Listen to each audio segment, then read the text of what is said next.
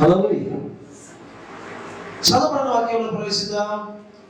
మరి ఫిలిప్పీలో ఉన్నటువంటి సంఘపు వారితో అపోస్తలుడైన పౌలు గారు చక్కగా ఆయన మాట్లాడుతున్నాడు. క్రీస్తును సంపాదించు, చదవలేదు. క్రీస్తును సంపాదించుకొని ధర్మశాస్త్ర మూలమునైన నా నీతిని గాక క్రీస్తునందలి విశ్వాసమునైన నీతి అనగా విశ్వాసమును బట్టి దేవుడు అనుగ్రహించు నీతి గల వాడనై ఆయనందు అగపడు నిమిత్తమును. అక్కడ వచ్చాను. గమనించాల్సిన విషయం ఏంటంటే, పౌలు తన హృదయంలో ఉన్నటువంటి ఒక బలమైన విషయాన్ని సంఘానికి తెలియజేస్తున్నాడు. ఆయన ఎందుకంటే హృదయంలో ఉన్న విషయాన్ని తనకు చెప్పినప్పుడు వాళ్ళు ప్రభావితం అవుతారు, లేదంటే వారు ఆర్థిక ఉన్నారో లేదో పోల్చుకునేదాన్ని వీలవుతుంది. కాబట్టి తన హృదయంలో ఉన్న స్థితి ఏమిటి అంటే, ఉద్దేశం ఏమిటి అంటే, క్రీస్తును సంపాదించుకొని యేసుకృష్ణుని సంపాదించుకోవాలి. అదే ఉద్దేశం, పౌలు ఉద్దేశం. యేసుకృష్ణుని సంపాదించుకోవాలి. ఇక నా జీవితంలో నేను ఏది సంపాదించుకోవాల్సిన అవసరం లేదు. క్రీస్తును సంపాదించుకొని ధర్మశాస్త్రం సంబంధమైన నీతిని గాక క్రీస్తులో విశ్వాసం ఉంచాను కదా, ఆ నీతిని అంటే దేవుడు అనుగ్రహించే నీతి గలవాడుగా నేను దేవుడితో నిలబడాలి, కనిపించాలనే ఉద్దేశంతో క్రీస్తుని సంపాదించాలనుకుంటున్నాను. ఈ లోకంలో అందరు కూడా సంపాదించాలంటుంది. 100 రూపాయలు సంపాదించే వాళ్ళకి 1000 రూపాయలు సంపాదించాలంటుంది. 1000 రూపాయలు సంపాదించే వాళ్ళకి 10,000 సంపాదించాలంటుంది. 10,000 దగ్గరకు వచ్చేసరికి 50,000 అనిపిస్తుంది. 50,000తో చాలా అనిపించదు. 1,00,000 రూపాయలు సంపాదించాలనిపిస్తుంది. కొన్ని లక్షలు సంపాదించిన తర్వాత కోట్లను సంపాదించాలనిపిస్తుంది. మొత్తానికి మనిషికి సంపాదన అంటే చాలా ఇంట్రెస్ట్. దానికోసం మరి ఎంత దూరంగా పరుగులు తీస్తారు, ఎంత కష్టమైన ఇబ్బంది అయినా ఓర్చుకుంటారు. ఎందుకంటే సంపాదించాలి, సంపాదించాలి, సంపాదించాలి అలా తపన ప్రతి మనిషిలో ఉంటుందండి. అయితే కొద్దిమంది ఆ తపన తగ్గట్టుగా పరుగిస్తారు, ఆలోచన చేస్తారు, తమ జ్ఞానాన్ని ఖర్చు పెడతారు, సంపాదిస్తారు. మరి కొంతమంది ఆశ అయితే ఉంటుంది, కానీ వాళ్ళు ఏ రకమైన ప్రయత్నం చేయరు. కాబట్టి వాళ్ళు ఎక్కడ ఉంటారో అక్కడే ఉంటూ అందరినీ ద్రాక్ష పట్టులాగా అయ్యో కోట్లు రాలేదే, లక్షలు రాలేదని బాధపడే వాళ్ళు ఉంటారు. సో మొత్తానికి సంపాదించాలి అనే ఆలోచన మాత్రం అందరికీ ఉంటుందండి, కామన్గా అందరికీ ఉంటుంది. ఇక్కడ పౌలు గారి విషయంలో చూస్తే ఈయన డబ్బులు సంపాదించాలని చెప్పట్లేదు, లేక వెండి బంగారం సంపాదించాలని చెప్పట్లేదు, రత్న మాణిక్యాలు సంపాదించాలని చెప్పట్లేదు. పైగా ఒక మాట కూడా చెప్తున్నాడు. ఏం చెప్తారు చూస్తే 7వ వచనం చూస్తే, అయినను ఏవి నాకు లాభకరమై ఉండెనో వాటిని క్రీస్తు నిమిత్తము నష్టముగా ఎంచుకుంటున్నాను. ఎంత చక్కటి మాట చూస్తారు. ఏదైతే నాకు లాభకరంగా అనిపిస్తుందో వాటిని యేసు ప్రభు విషయంలో నష్టంగా అనుకుంటున్నాను. నేను ఒకవేళ అర్థం చేసుకొని చెప్తున్నాను, ఒక పనిలో ఆయన కానీ వెళ్తే యేసు ప్రభువుని పక్కన పెట్టి ఆయన ఏదైనా సంపాదించాలనుకుని వెళ్తే 1,00,000 రూపాయలు వస్తుంది అనుకోండి. కానీ ఆయన ఏం చేస్తుంటే, నాకు 1,00,000 రూపాయలు అవసరం లేదు, నాకు యేసు ప్రభువే కావాలి అనేటువంటి మనస్తత్వం ఉంటాయి. నాకు 1,00,000 రూపాయలు అవసరం లేదు, నాకు యేసు ప్రభు కావాలి. ఆయన ఉంటే సమస్య నాకున్నట్టే. కాబట్టి యేసుక్రీస్తు సంపాదించాలన్న ఉద్దేశంలో నేను సమస్తాన్ని కూడా నష్టంగా ఎంచుకుంటున్నాను. ఎందుకంటే నష్టపోవడం కాదు, నష్టంగా ఎంచుకుంటున్నాడు. మనం ఏదో చేసి నష్టపోవడం కాదు, అక్కడ వదిలేసుకుని నాకు వద్దు. అది అంటే పోరాడి ఓడిపోవడం కాదు, కానీ ముందుగానే ఓటమిని ఒప్పుకోవడం. అలాగా ఇక్కడ నష్టాన్ని ముందుగానే ఒప్పుకుంటున్నాడు. అంటే నష్టపోతాను, నాకు సంతోషమే. ఎందుకంటే నాకు ఈ లాభం కన్నా, లోక సంబంధమైన లాభం కన్నా క్రీస్తును సంపాదించుకోవడమే నాకు గొప్ప లాభము. ఆయన కూడా పౌలేమి ఆయన దరిద్రుడే కాదు, ఏమి లేని వ్యక్తి ఏం కాదండి, సమస్తం కలిగిన వ్యక్తి. అంటే ఆయన తక్కువైంది ఏం లేదు, సమస్తం కలిగి ఉన్నాడు, అధికారం కూడా కలిగి ఉన్నాడు. అయితే ఆయన క్రీస్తు నిమిత్తం సమస్తాన్ని విడిచిపెట్టాడు, అధికారాన్ని విడిచిపెట్టాడు, డబ్బును విడిచిపెట్టాడు, హోదా విడిచిపెట్టాడు. తనకున్నటువంటి లోక సంబంధమైన జ్ఞానాన్ని కూడా లేదు, లోక సంబంధమైన జ్ఞానాన్ని కూడా పక్కన పెట్టి నాకు క్రీస్తు తప్ప మరి ఏది తెలియకుండా ఉంటే మంచిది అని చెప్తున్నాడు. ఎంత డిఫరెంట్గా ఉంటుందంటే పౌలు యొక్క మాట చూడండి. ఇప్పుడున్నటువంటి పరిస్థితుల్లో బైబిల్ను బోధించేవారు, బైబిల్లో ఉన్నటువంటి వాక్యాన్ని లోతుగా తీసుకువెళ్ళాలి, సాధ్యమంత లోతుగా తీసుకెళ్ళాలి.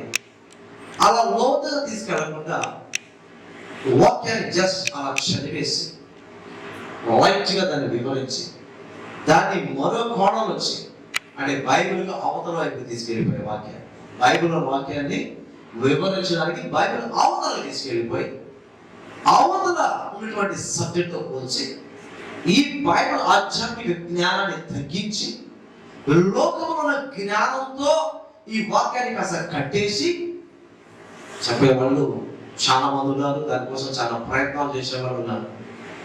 అర్థమవుతుంది మీకు? అర్థమైంది అనుకుంటా. కానీ పౌలు చెప్తాడు తెలుసా, క్రీస్తు యేసు గురించి తప్ప నాకు ఇంకేం తెలియదు. ఇది ఆల్రెడీ చాలా గొప్ప జ్ఞాని, అయినా గొప్ప జ్ఞాని అయిన వ్యక్తే, తను ఎన్నో శాస్త్రాలు చదివిన వ్యక్తి, ఎన్నో భాషలు మాట్లాడగలిగిన వ్యక్తి, ఎన్నో విషయాల గురించి మాట్లాడగలిగినటువంటి జ్ఞాని ఏమంటుంది తెలుసా, ఏమి నాకు తెలియదు, నాకు యేసు ఒకటే తెలుసు, ఆయన గురించి మాత్రం నేను మాట్లాడతాను. అన్నీ తెలిసిన జ్ఞాని ఆ జ్ఞానం అంతా పక్కన నెట్టేసి యేసు గురించి మాత్రమే నాకు తెలుసు అదే చెప్తానంటుంటే, ఇప్పుడేమో తెలుసా, ఏమి జ్ఞానం లేని కూడా ఏదేదో జ్ఞానం సంపాదించి, లోక జ్ఞానం సంపాదించి దాన్ని ఏదో ప్రజల మధ్య తీసుకొచ్చి ఓ స్పెషల్ అనిపించుకోవాలి అనుకుంటున్నాను. ఎంత డిఫరెంట్ ఉండాలి పౌలు యొక్క జీవితానికి, ఆయన ఉపదేశానికి. ఈ రోజు మనం చూస్తున్న క్రైస్తవ ప్రపంచంలో ఉన్న ఉపదేశానికి చాలా చాలా చాలా అన్ని తెలిసి నాకు ఏం తెలియదు అంటున్నాడు. యేసు ఒకటే నాకు తెలుసు. ఇప్పుడు యేసు గురించి అలా యేసు మన పేరు మాత్రం చూపించి మీద ఏదేదో లౌకిక జ్ఞానం అవసరమైన కొంత చెప్పడం అవసరమే కాదని చెప్పడం, కానీ అదే పనిగా మొత్తం చెబుతుంటే మనం యేసే గురించి ఏం తెలుసుకుంటాం అంటే, చెప్పే వ్యక్తికి యేసే గురించి సరిగా తెలియదని అర్థం. లేదా యేసే గురించి వాళ్ళు నేర్చుకోవటం లేదు, ఏదో నేర్చుకుంటున్నారు. అసలు వదిలేసి కొసలు పట్టుకున్నట్టు అనమాట. అసలు వదిలేస్తున్నారు. ఒక సువార్తికుడు చెప్పాడు ఆయన సాక్ష్యం, యేసు ప్రభు యొక్క ప్రేమ మీద 200 మెసేజ్లు చెప్పాడంట ఆయన. హల్లెలూయా. ఒక్క పండుగ బైబిల్ చెప్పడానికి ఎంత కాలం పట్టారు, ఒక్క ప్రేమ మీద 2000 మెసేజ్లు చెప్పగలిగారంట. నాకు చాలా ఎట్లా మనం ఒక 2-3 మెసేజ్ చెప్పేసరికి ఇంకేం చెప్పాలా అంటే ఒక టాపిక్ మీద వేరే టాపిక్స్ మీద మాట్లాడవచ్చు. ఒక టాపిక్ మీద 2-3 మెసేజ్ చేసిన తర్వాత నెక్స్ట్ ఏంటి, ఎలా చెప్పాలి, ఈసారి చెప్పదలుచుకుంటే నేను ఎలా చెప్పాలని ఆలోచన. ఆయన ఎంత లోతుగా వెళ్ళిపోయాడు యేసు ప్రేమలో కదా. యేసే ప్రేమ ఎంత లోతుగా వెళ్ళిపోయాడు. 2000 మెసేజ్ లోగలిగాడు ఒక ప్రేమ అనే క్రీస్తు ప్రేమ సబ్జెక్టు మీద. కాబట్టి బైబిల్ మహాసముద్రం, దీంతో లోతుకి వెళ్తే మరి మన జీవితంలో బైబిల్ మొత్తం లోతుగా పోనే చాలు. మన ఆయుష్ చాలా లోతుగా వెళ్ళగలిగితే, కానీ పైపైన అలా చూసుకుంటూ వెళ్ళిపోతున్నాం. ఈరోజు పౌలు చక్కటి మాట ఏంటంటే, నేను క్రీస్తును సంపాదించుకోవాలి, దాని కొరకు ఏదైనా సరే నేను నష్టంగానే ఎంచుకుంటాను, లాభంగా ఎంచుకోను, అది లాభం అనుకోను. ఒకసారి నేను విశ్వాసగల దినాల్లో ఒక బ్రదర్ చెప్పిన మెసేజ్ ఆయన చెప్తూ ఒక మాట అన్నాడు, నాకు చాలా నచ్చింది. అతను పని చేసుకుంటూ సువార్త పని కూడా చేస్తాడు అనమాట. ఆయా సందర్భాలు సువార్త వెళ్తుంటాడు. అమ్మా హల్లెలూయా, దేవుని మధ్యలో కలుగునుగాక. కాబట్టి జాగ్రత్త వినండి. మరి ఆ బ్రదర్ వచ్చేసి మరి బైక్ స్క్వాడ్ కి సీట్ కవరింగ్ కుడతారు కదా, ఆ పని అనమాట.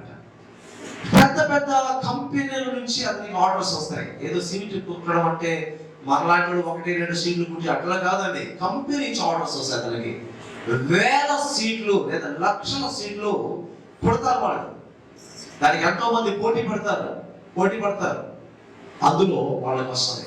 ఎవరైతే తగ్గు మార్జిన్ చూపిస్తారో, తగ్గులు మేము చేపిస్తామో ఆయన ముందుకు వస్తారో వారికి ఆర్డర్స్ వస్తాయి. అలాంటి ఆర్డర్ అభ్యర్థకు వచ్చిందండి. ఆర్డర్ వచ్చిందంటే లక్షల ఆదాయం ఉంటుంది, లక్షల ఆదాయం ఉంటుంది. అతను ఏం చేశాడంటే అతను ఆ మీటింగ్కి వెళ్ళాలి, అక్కడ వెళ్ళేసి కన్ఫర్మ్ చేసుకోవాలి, చెక్ తెచ్చుకోవాలి. అదే రోజు ఒక సువార్త సభలో అతను మాట్లాడడానికి ఇన్వైట్ చేశారు వేరే వాళ్ళు. ఇప్పుడు ఏం చేయాలి? సువార్త సభకి వెళ్ళి క్రీస్తు గురించి సువార్త చెప్పాలన్నా, లేక కంపెనీ దగ్గరికి వెళ్ళి మరి ఆర్డర్ తీసుకుంటున్నామన్నా ఆలోచించి నాకు ఈ పని ఇచ్చింది దేవుడు, ఇతరులకు నన్ను బ్రతికించింది కూడా దేవుడే, కాపాడుతున్నాడు, పోషిస్తున్నాడు. ఆయన కొరకు నేను సాక్షిగా జీవించాలి, అది నాకు ముఖ్య ఉద్దేశం. కాబట్టి ఈ రోజు ఈ ఆర్డర్ పోయినా పర్వాలేదు, ఇంకొక ఆర్డర్ నా దేవుడు నాకు పుట్టించగలడు, ఇవ్వగలడు, ఒకటి పోగొట్టుకున్నా పర్వాలేదు అనేసి సువార్త సభకి వెళ్ళేసి ఆయన సువార్తను అందించాడు. హల్లెలూయా. అతను వచ్చి మాట చెప్పినప్పుడు నాకు చాలా సంతోషం వేసింది.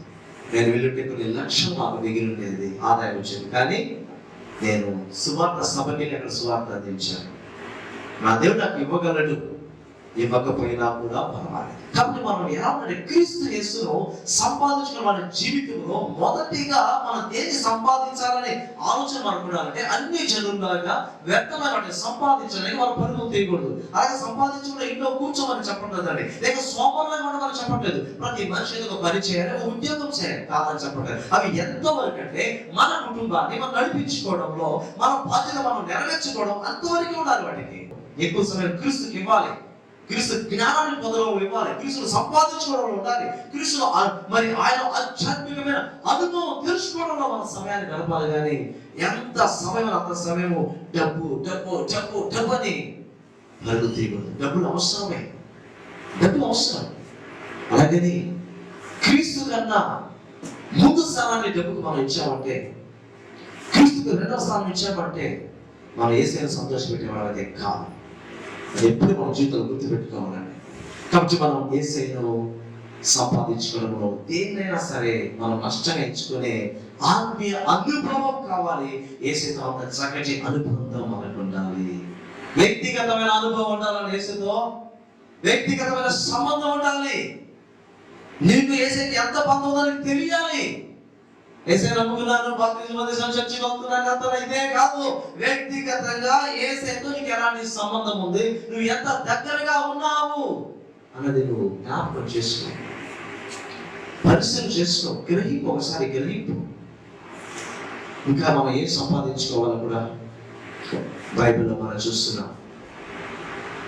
ఇంకా ఏం సంపాదించుకోవాలి చూడండి. ఇక్కడ మనము 1 తిమోతి కదండి, సామెతల గ్రంథం వద్దాం. సామెతల గ్రంథం 22:1 చూద్దాం. గొప్ప ఐశ్వర్యము కంటే మంచి పేరును వెండి బంగారము కంటే దయయు కోరదగినది. గొప్ప జ్ఞాని రాసినటువంటి గ్రంథం సామెతల గ్రంథం ఎవరైనా సొలొమోను. కదా ఎంత గొప్ప జ్ఞాని అంటే చిన్న జ్ఞాని కాదు, చాలా గొప్ప జ్ఞానంలో చాలా గొప్ప జ్ఞాని. ఆయన ఏం చెప్తాడు తెలుసా? గొప్ప ఐశ్వర్యం కంటే మంచి పేరును వెండి బంగారం కంటే దయయు కోరదగినవి. కాబట్టి మనం ఏం సంపాదించుకోవాలని చెప్తున్నాడు? మంచి పేరు సంపాదించుకోండి. ఐశ్వర్యం కంటే కూడా ముఖ్యమైనది మంచి పేరు. ఎంతోమంది గొప్ప ఐశ్వర్యం సంపాదించుకొని మంచి పేర్లు ఏమైనా పోయిన వాళ్ళు ఎంతో మంది ఉన్నారండి. అదొక మీకు ఐశ్వర్యం సంపాదించారు, ఆస్తిపాస్తి సంపాదించారు, కానీ మంచి పేరు అయితే లేదు, మంచి పేరు లేదు. ఆస్తి సంపాదించారు, ధనం ఉంది, ఓ పిల్లలకి, మనవాళ్ళకి, మనవరాళ్ళకి, తరాలకి తినగలిగినంత ఆస్తిని, ఐశ్వర్యాన్ని సమకూర్చారు, పోయారు అనుకుందాం. పేరైతే లేదు. ఏముండదు సార్, వాడు పనికి ఉన్నాడు, కఠినాత్ముడు, శవాల మీద పెరుగుకునేవాడు. ఎన్ని రకాలు తెలుసా? ఇలా చేసాడు, ఎంతమంది కడుపు కొట్టాడు తెలుసా? ఇదంతా మర్చిపోయారా? ఎంతమందిని పీడించాడో తెలుసా? అని ఇలాంటి మాటలు, ఇలాంటి పేరు మంచి పేరు అంటారా? కాదండి. ఇక నువ్వు ఆస్తి ఐశ్వర్యం సంపాదిస్తావు లేదా అది నీ ఇష్టం, అది. కానీ దానికన్నా ముందు మంచి పేరు నువ్వు సంపాదించాలి. మంచి పేరు మనకు ఉండాలండి. ఎందుకంటే యేసుకి మంచి పేరు ఉంది. మంచి పేరు లేదంటారా? మంచి పేరు ఉంది. నాకు ఒక క్రీస్తుకు విరోధి ఒక వ్యక్తి మాట్లాడుతూ యేసుని పాజిటివ్గా మాట్లాడతాను, మంచిగా మాట్లాడారు. నాకు చాలా సంతోషం. ఎందుకంటే వ్యతిరేకంగా మాట్లాడతారు. బైబిల్ గురించి ఏదేదో టాపిక్ వ్యతిరేకంగా మాట్లాడిన ఆ వ్యక్తి, బైబిల్కు వ్యతిరేకమైన వ్యక్తి యేసయ్య విషయం వచ్చేసరికి ఎంతైనా యేసయ్య మనకు చాలా బాగుంటాయి అన్నాడు. హల్లెలూయా. నాకు భలే సంతోషం వేసింది. ఒక విరోధి చేత పొగిడింపబడ్డాడు. యేసయ్య మాటలు బాగుంటాయి. వీళ్ళు మాటలు వేరే కానీ, ఈ పాస్టర్లు వీళ్ళ మాటలు మాకు నచ్చవు, కానీ యేసయ్య మాటలు చాలా బాగుంటాయి. ఏమన్నాడు? విరోధి అతను మిత్రుడు మాట్లాడితే గొప్ప విషయం కాదు. మిత్రుడు ఏదైనా కానీ ఎన్ని లోపాలన్నా కవర్ చేసి మాట్లాడతాడు. మిత్రుడు ఏం చేస్తాడు? మన ఎన్ని లోపాలన్నా అన్ని కవర్ చేసి అన్ని మంచిగానే చెప్తాడు మన గురించి. అదే శత్రువు అయితే లోపాలని బయటపెట్టేస్తాడు. అటువంటి శత్రువే క్రీస్తు గురించి అంటే ఆయన మాటలు బాగుంటాయి, ఆయన మాటలు ఖచ్చితంగా ఉంటాయి, ఇలాంటి మాటలు ఆయనకు ఉండవు. మంచి పేరు దేశం చూసారు. శత్రువుల దగ్గర కూడా మీకు పొందే మంచి పేరు దేశం. మరి ఆయన బిడ్డలైన మనకు చెడ్డ పేరు వేసే సంతోషిస్తాడా? మన భూమి మీద చెడ్డ పేరు తెచ్చుకొని వేసే కొడుతున్నాడా? లేదండి. మనం కూడా మంచి పేరు సంపాదించుకోవాలి. అప్పుడు వేసే సంతోషం. నా బిడ్డలు మంచి పేరు పొందుతున్నారు. మంచి పేరు ఎప్పుడు వస్తుంది? అంత సులభంగా వస్తుందా మంచి పేరు? కాదు. మంచి పేరు రావడం చాలా కష్టం. ఎందరూ తెలుసు కదా. చెడ్డ పేరు రావాలంటే క్షణాలు చాలు. రేపటి ఉదయమే మెయిన్ పేపర్లో పడిపోవచ్చు. మెయిన్ పేపర్ వచ్చేస్తుంది, మన ఫోటో మ్యాటర్ అంతా వచ్చేస్తుంది. పెద్ద కష్టమే కాదు చెడ్డ పని. అదే మంచి పని చేస్తూ ఎంతకాలానికో వస్తుందండి ఆ మంచి పేరు. చాలా లేట్ అవుతుంది కదా. అయినా కూడా సరే మనం ఎప్పుడు కూడా మంచి పేరు సంపాదించడం అనే ఆలస్యమైన కష్టమైన మంచి పేరు సంపాదించడానికి మనము ముందడుగు వేయాలి. ఎందుకంటే మన యేసుకి మంచి పేరు ఉంది. ఆ పేరు చెడగొట్టేది చూడండి. మనమందరూ వాళ్ళ నాన్నకి అంత మంచి పేరు, దుర్మార్గుడు కొడుకు, ఏది ఇంత నెచ్చకపోతే తినడు, వాళ్ళ నాన్న చాలా మంచివాడండి, చాలా మంచి పనులు చేశాడు, దాన ధర్మాలు చేశాడు, మంచి పేరు తెచ్చుకున్నాడు. అతని కడుపు ఇలాంటి పనికి మనం పుట్టాడా? ఎంత చెడ్డ పేరు తెచ్చుకున్నాడు. అవును చాలా మంచిది. ఏది వాళ్ళ కూతురు ఇంత చెడ్డ పేరు తెచ్చుకుంటుంది? చూసారా? మన ఇంట్లో తల్లిదండ్రులకు మంచి పేరు ఉన్నప్పుడు బిడ్డలు ఖచ్చితంగా మంచి. కొంతమంది తల్లిదండ్రులు మంచి పేరు లేకపోయినా బిడ్డలు మంచి పేరు తెచ్చుకునే పరిస్థితులు ఉన్నారు. మన యేసుక్రీస్తు వారు ఆయన మంచి పేరుంది. ప్రపంచమంతా ఆయన బిడ్డలైన మనము మంచి పేరు సంపాదించాలని బైబిల్లో దేవుడు మన కొరకు రాయించాడు. మాక్సిమం అపవాది కొరద వేయడము లేదా లోకులు కాకులాగా అది లెక్కలేదండి. దేవుని దృష్టిలో నువ్వు మంచి పేరు తెచ్చుకుని ఆటోమేటిక్గా ప్రస్తుతం నీకు ఒకవేళ నీ పేరు మంచిగా లేకపోయినా ఇబ్బందికరంగా ఉన్నా కొంతకాలం మరలా నీకు మంచి పేరు దేవుడు కలిగిస్తాడు, నిలబెడతాడు, నీ పేరు గొప్ప చేస్తాడు దేవుడు. మరొకటి చూద్దాం, ఇంకా ఏం సంపాదించుకోవాలి. మరొకటి చూద్దాం, పరిశుద్ధ గ్రంథం నుంచి మనం చూద్దాం మాట కూడా. ఇదే సామెతల గ్రంథం నుంచి 4వ అధ్యాయము 5వ వచనం చూద్దాం. సామెతల గ్రంథం 4వ అధ్యాయం 5వ వచనం. జ్ఞానము సంపాదించుకొనుము, బుద్ధి సంపాదించుకొనుము, జ్ఞానము సంపాదించుకొనుము, బుద్ధి సంపాదించుకొనుము. ఏం సంపాదించుకోవాలి? జ్ఞానం సంపాదించాలి. జ్ఞానం సంపాదించాలి. ఏ జ్ఞానం సంపాదించాలి? లౌకిక జ్ఞానము కాదు. లౌకిక జ్ఞానం గురించి బయట చెప్తుంటే దయ్యపు జ్ఞానం బైబిల్లో. లౌకిక జ్ఞానం దయ్యపు జ్ఞానం అంటుంది. దైవ జ్ఞానం పైనుంచి వచ్చేది. పైనుంచి వచ్చే జ్ఞానం అది గొప్పది, స్థిరమైనది, ఉన్నతమైనది. కాబట్టి ఏ జ్ఞానం పొందాలని బైబిల్ చెప్తుంటే దైవ జ్ఞానం పొందాలి. దైవ జ్ఞానం పొందాలంటే ఏం చేయాలంటే దేవుని పాదాల చెంత, యేసయ్య పాదాల చెంత ఆయన ఇచ్చిన గ్రంథాన్ని చదివే కొద్దీ ఏమొస్తుంది తెలుసా? దైవ జ్ఞానం వస్తుంది. హల్లెలూయా. దాని కొరకు మనము ఖర్చు పెట్టైనా సరే జ్ఞానం సంపాదించాలి. ఖర్చు అవుతుంది కదా, ఖర్చు కాకుండా ఊరికి వస్తుంది ఏదైనా?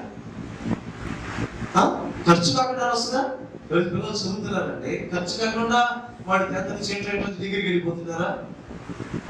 ఖర్చు కాకుండా చదివేసుకుంటున్నారా? ఖర్చు కాకుండా పుస్తకాలు ఉచితంగా వస్తున్నాయి.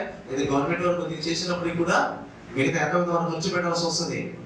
మరి దేవుని జ్ఞానం సంపాదించాలంటే ఖర్చు పెట్టాల్సి వస్తుంది. దానికోసము బైబిల్ కొనాలి. బైబిల్కి సంబంధించిన మరి కొన్ని పుస్తకాలు మనకు అర్థం కానప్పుడు వాటి గురించి వ్యాఖ్యానం కావచ్చు, కన్కార్డెన్స్ కావచ్చు, ఏమండి కామెంటరీలు కావచ్చు, చాలా చాలా ఉంటాయి. అలాంటి కొనాల్సిన పరిస్థితి వస్తుంది.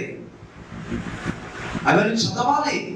చదివినప్పుడు దేవుని జ్ఞానం వస్తుంది. అర్థం కానివి అనేక సేవకుల చేత రాయబడిన గ్రంథాలను చదివినప్పుడు బైబిల్ సంబంధించిన గ్రంథాలు చెప్తున్నాను. చదివినప్పుడు బైబిల్ దీని అర్థం అనేది మాట సమయం ఖర్చు పెట్టాలి, డబ్బు ఖర్చు పెట్టాలి. అప్పుడు జ్ఞానం ఊరకనే రాదు. డబ్బు ఖర్చు పెట్టకుండా, సమయం ఖర్చు పెట్టకుండా ఊరకనే రాదు. ఒకసారి నా దగ్గర బైబిల్ డిక్షనరీ ఉండింది. మా సిస్టర్ గారు బయటకు వచ్చారు. మరి అది చాలా ఎంత ఉంటుంది అనమాట. ఒకసారి చూసిస్తాను అన్నారు. ఇచ్చాను, చూసింది, ఆమెకి నచ్చింది అనమాట. నాకు తెచ్చిస్తావా అనేది మొదట. తెచ్చిస్తాను మా దానికే ఉంది అని చెప్పాను. సరే ముందు బుక్ చూస్తాను, తర్వాత తెచ్చుకున్నాను. పెద్ద బుక్ అని తలా ఉంటుంది కదా, తీసుకెళ్ళేది. ఒక వారం 10 రోజులు తెచ్చిచ్చింది. నాకు తెచ్చిచ్చి తెచ్చిచ్చేదక్క ఇది నాకు ఎందుకు అయ్యా, దాంట్లో కొన్ని పాయింట్స్ మాత్రం రాసుకున్నాను. కానీ మన దగ్గర అంతా ఏడుంది, ఎంత 1000 రూపాయలు కదా, అంతే. ఏడుంటుంది 1000 రూపాయలు ఉంటుంది మన దగ్గర. 2000 రూపాయలు చీర కొనడానికి అయితే ఉంటుంది కదా, నిషామైన పెట్టాం. కానీ గ్రంథాలు కొనం, ఖర్చు కాకూడదు. వాడు ఆసక్తి ఉంది, మళ్ళీ తెలుసుకోవాలంది. కానీ డబ్బు ఖర్చు పెట్టడం సమయం, అంత సమయం అక్కడ ఉంది. అంత సమయం కూడా ఖర్చు పెట్టాలి. కానీ అట్టా జ్ఞానం చేశారు వాళ్ళకి. ఇది పైనుంచి పడ్డట్టుగా ఎట్లా చేస్తా నీకు కాదు కదా. కాబట్టి మన జ్ఞానం సంపాదించలే, దానికోసం మన సమయం ఖర్చు పెట్టాల్సి ఉంటుంది, డబ్బు ఖర్చు పెట్టాల్సి ఉంటుంది, దాని మీద ఇంట్రెస్ట్ పెట్టాలి. అప్పుడు దేవుని జ్ఞానాన్ని మనం సంపాదించుకుంటాం. ఆ జ్ఞానం సంపాదించుకుంటే, దైవ జ్ఞానం సంపాదించుకుంటే మనం బ్రతుకుతాం, జీవిస్తాం. మన జీవితం అన్ని విధాలుగా ఆశీర్వాదకరంగా ఉంటుంది. జ్ఞానాన్ని సంపాదించాలంటే అన్ని సంపాదించినట్టే, లేదంటే అన్ని వస్తాయి. జ్ఞానం ఎట్లా అన్ని వస్తాయి. ప్రభుకు మహిమ. అందుకని పరిశుద్ధాత్ముడు అంత చక్కగా బైబిల్లో రాయించాడు. కాబట్టి మనం వేరే గ్రంథాలు కొని చదువుకున్నామా లేదా అనే విషయాన్ని పక్కన పెడితే, కనీసం మన దగ్గర ఉన్న గ్రంథం బైబిల్ అదన్నా చదువుతున్నామా అసలు ప్రశ్నించుకున్నాం. కనీసం అదైనా దాన్ని మించిపోవట్లేదు.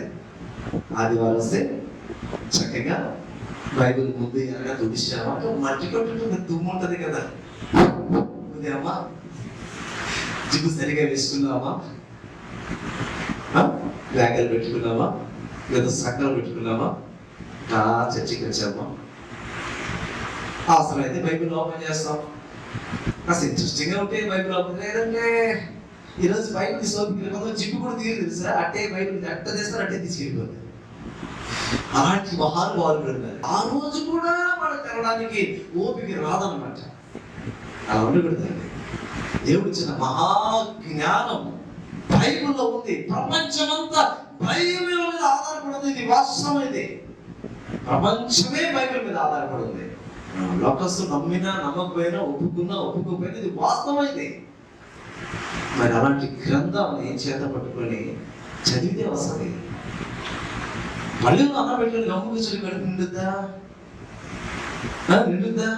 మళ్ళీ నిండా అన్నం పెట్టి మంచి కూర పెట్టుకొని చూస్తూ కూర్చుంటే నిండదు, తినాలి. అలా బైబిల్ కూడా అంతే. నువ్వు ఊరికే చక్కగా 10 సార్లు దాన్ని పాట చూసుకుని మంచి కవర్లు తెచ్చేసుకొని దగ్గర వేసే కవర్లు వేసుకున్నంత మాత్రాన, వెల్వెట్ కవర్లు వేసుకున్నంత మాత్రం బైబిల్కి జ్ఞానానికి రాదు. తీసి చదవాలి బైబిల్ని. దేవుడు ఎంత ఆశపడతాడు తెలుసా? దేవుడు మనసుతో మనం ఆలోచన చేస్తే దేవుడు ఎంత ఆశపడతాడు తెలుసా?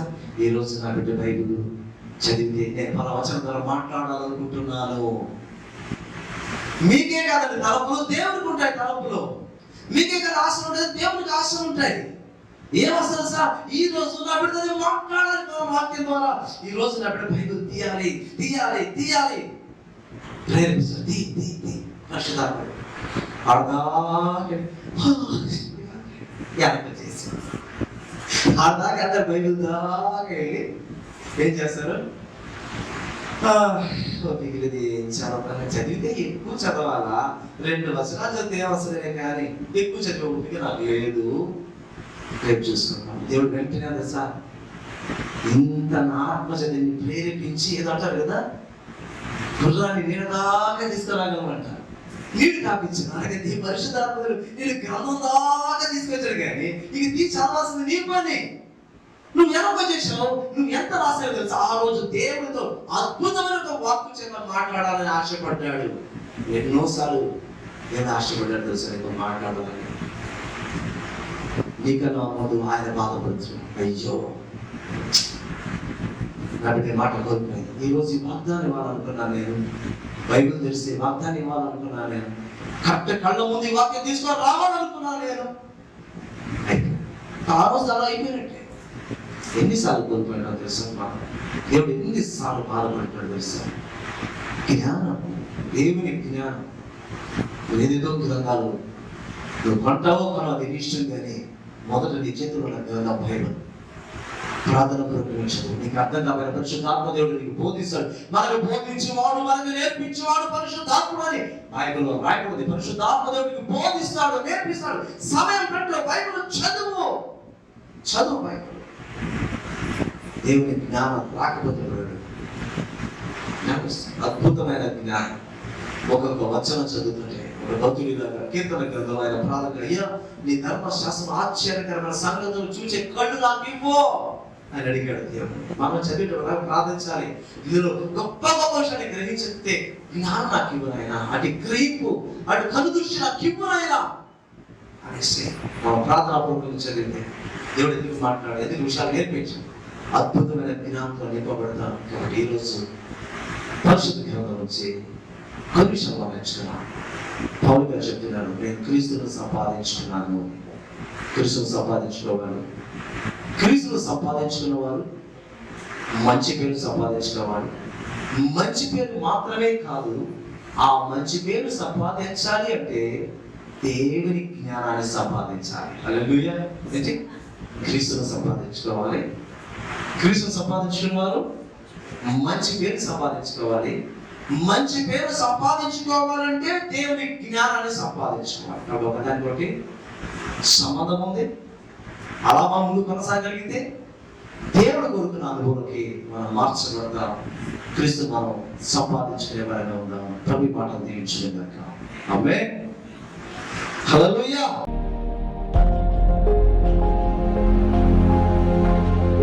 ప్రార్థన చేసుకుందాం. కృపా కనికరం గల మా తండ్రి, ప్రభువైన యేసు నామములో కృతజ్ఞతలు చెల్లిస్తున్నాం. మా దేవా, మా తండ్రి, ఇంతవరకు నీ వాక్యం ద్వారా మమ్మల్ని దర్శించావు, నీకు వందనాలయ్యా.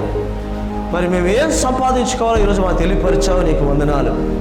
మరి అపోస్తలుడైన పౌలు చెప్పినట్టుగా నేను క్రీస్తును సంపాదించుకొని అని ఆయన చెప్పినట్లుగా మరి మేము కూడా నిన్ను సంపాదించుకునేదానికి కృప అనుగ్రహించాలి. మరి నిన్ను సంపాదించుకునే మేము మంచి పేరు కూడా సంపాదించాలని మీ వాక్యం ద్వారా ఈరోజు మాతో మాట్లాడిన మంచి పేరు మేము సంపాదించాలంటే అయ్యా నీ జ్ఞానాన్ని సంపాదించాలని కూడా మాకు తెలియపరిచారు నాయన.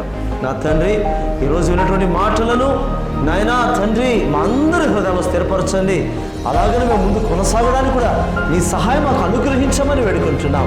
నా తండ్రి, మా దేవ, వాక్యం విలుచిన వారందరి హృదయాలు పరిశుద్ధాత్ముడా ఈ కార్యం బలముగా జరిగించి లోతైన అనుభవాలు కూడా నడిపింపజేయమని అడుగుతున్నాం.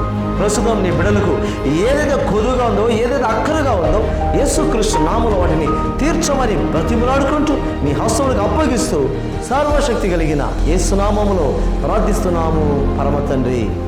ఆమేన్. Praise the lord.